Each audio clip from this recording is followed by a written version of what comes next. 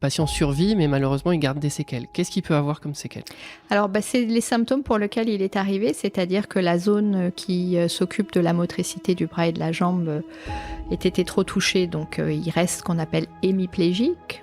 Alors, hémiplégique, c'est que un côté du corps ne bouge plus du tout, ou ce qu'on appelle hémiparétique, c'est-à-dire qu'il y a quand même un peu de force, mais pas à 100% de ce qu'on avait avant. Ça peut être, si c'est la zone de la sensibilité, ça peut être une anesthésie d'un côté.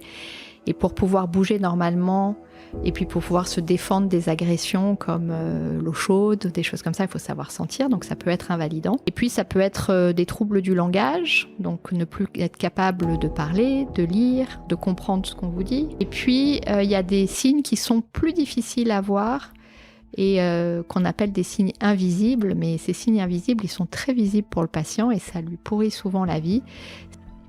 L'entourage ne le voit pas et le patient, invisible. C'est le handicap invisible, et ça c'est vraiment quelque chose sur lequel les gens travaillent de plus en plus et ont bien pris conscience que c'était une difficulté. Et en plus, il y a tous ces troubles cognitifs quand même qui viennent largement compliquer la situation. Et donc pour les familles, pour l'entourage, pour l'employeur, tous ces symptômes-là qu'il ne connaît pas, c'est très difficile. Donc le patient peut être dans une souffrance de non-reconnaissance de tout son trouble. Et les gens disent mais qu'est-ce qui t'arrive? Mais en fait non, c'est que effectivement sur le plan ce qu'on appelle cognitif, donc c'est toutes les fonctions de langage, de concentration, de stratégie qui sont touchées.